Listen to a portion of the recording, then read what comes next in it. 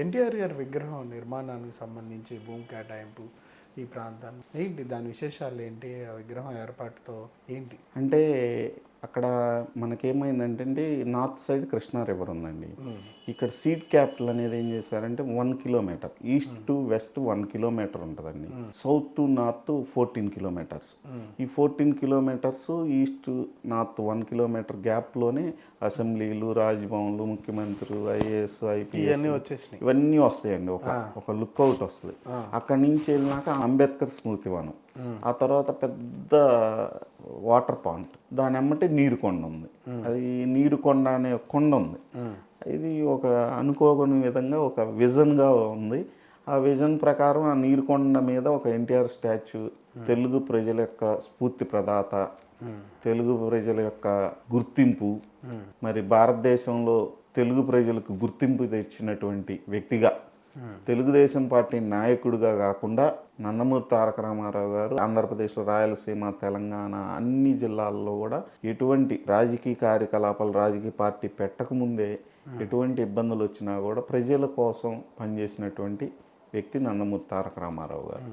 మరి భారతదేశంలో తెలుగు ప్రజలకు గుర్తింపు లేనప్పుడు ఒక గుర్తింపు తీసుకొచ్చినటువంటి వ్యక్తి నందమూరి తారక రామారావు గారు. అదేవిధంగా తెలుగు ప్రజల యొక్క ఆత్మ గౌరవానికి ప్రతీక నందమూరి తారక రామారావు గారు. ఇటువంటి నందమూరి తారక రామారావు గారు తెలుగు ప్రజల యొక్క స్ఫూర్తి ప్రదాత, కారణజన్ముడు కాబట్టి, అదేవిధంగా మరి సినిమా రంగంలో చూసుకున్నా కూడా విశ్వవిఖ్యాత నట రాజకీయ సార్వభౌమైనటువంటి నందమూరి తారక రామారావు గారు మరి రాముడుగా, కృష్ణుడుగా అనేక దేవుడి పాత్రలో పోషించటంతో పాటు చాలామందికి రాముడంటే ఎన్టీఆర్ రాముడు గెటప్లో ఉన్న ఫోటోనే రాముడుగా, ఎన్టీఆర్ కృష్ణుడు గెటప్లో ఉన్న ఫోటోనే కృష్ణుడుగా చూస్తున్నటువంటి మరి తెలుగు జాతి ప్రజలకి మరి భవిష్యత్తులో కూడా అందరికీ తెలియాలనే ఉద్దేశంతో ఒక నిర్ణయం ప్రభుత్వం తీసుకుంది. అది దిగ్విజయంగా ముందుకెళ్లాల్సిన అవసరం ఉంది.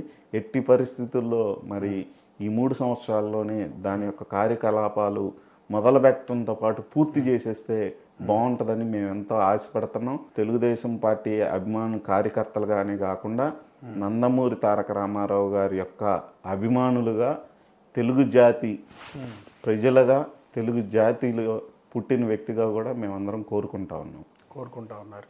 సరే, చంద్రబాబు నాయుడు గారి మీద మీ అందరు రైతులు కావచ్చు, రాష్ట్రం కావచ్చు, ప్రజ బాగా ఉన్నట్టుంది కదా. సహజంగా ఒక రాక్షస పాలన పోయి ఒక మంచి వ్యక్తి పాలన వచ్చినప్పుడు ప్రెజర్ ఉండటం చాలా సహజం. చాలా అది ఆ ప్రెజర్ అంతా తీసుకోవటం కూడా చాలా కష్టం.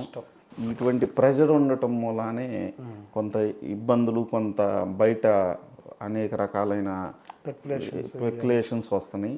ఎప్పుడు కూడా ఒక రాక్షస పాలన పోయినాక రాక్షస పాలన యొక్క అవశేషాలు కొన్ని ప్రభుత్వంలో కానీ, రాష్ట్రంలో కానీ, అధికారుల్లో కానీ, వ్యవస్థలో కానీ ఉంటాయి. ఆ అవశేషాలన్నీ తొలగించడం అంత తేలికైన విషయం కాదు. ఆ పరిస్థితుల యొక్క లోతుని తెలుసుకోవాలి. ఆ పరిస్థితుల యొక్క లోతుని తెలుసుకొని వాటిని తొలగించడానికి, అవన్నీ తప్పించడానికి కొంత సమయం పట్టిద్ది.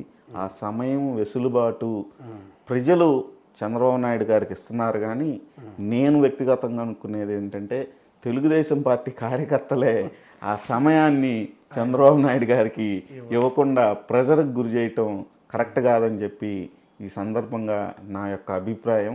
ఎందుకంటే పరిస్థితులను అర్థం చేసుకొని ముందుకెళ్లాల్సిన అవసరం ఉంది తెలుగుదేశం పార్టీ కార్యకర్తలందరికీ కూడా. ఎందుకంటే వారు అలా అనుకోవటంలో తప్పులేదు. ఎందుకంటే గత 5 సంవత్సరాల్లో జరిగినటువంటి బాధలు, కష్టాలు అలాంటివి. కానీ ఇప్పుడున్న పరిస్థితులను కూడా మనం అవగాహన చేసుకోవాలి. మొదట్లో కొంచెం అర్థం కాలేదు, కానీ మా కార్యకర్తలకి అందరికీ అర్థం కాలేదు. కానీ ఆ తర్వాత కాలంగా అనుగుణంగా పూర్తిగా అర్థమైన కానించి ఈ స్పెక్యులేషన్స్ ఇవన్నీ కూడా ఆ స్థాయిలో రావట్లేదు. కొంత పూర్తిగా తగ్గినాయి. ఏదో కొంచెం చిన్న 1-6 ఉంటాయి. అవన్నీ సహజం. మరి ముఖ్యంగా మా పార్టీలో ఏంటంటే ఓటింగ్ వేసేవాళ్ళు కంటే కూడా మాట్లాడే వాళ్ళు ఎక్కువ మంది ఉంటారు. మరి ముఖ్యంగా ఏంటంటే అట్లా చేస్తే బాగుండు, ఇట్లా చేస్తే బాగుండు అంటుంటారు. టీవీల్లో, పేపర్లలో చదువుతుంటారు. వచ్చి పని చేసే వాళ్ళు తక్కువ ఉంటారు. అందుకని ఇలాంటివి ఎక్కువగా ఉంటాయి. పనిచేసే వాళ్ళలో కూడా కొంతమంది మాట్లాడచ్చు, తప్పేం లేదు. వాళ్ళ కష్టం, వాళ్ళ బాధ అలాంటిది. అది నేను తప్పని అన్న కానీ ఆ వెసులుబాటుని నాయకుడికి ఎప్పుడు ఆ స్వేచ్ఛని ఇచ్చినప్పుడు మాత్రమే ఏ నాయకుడైనా కూడా పూర్తి స్థాయిలో పనిచేయగలుగుతారు.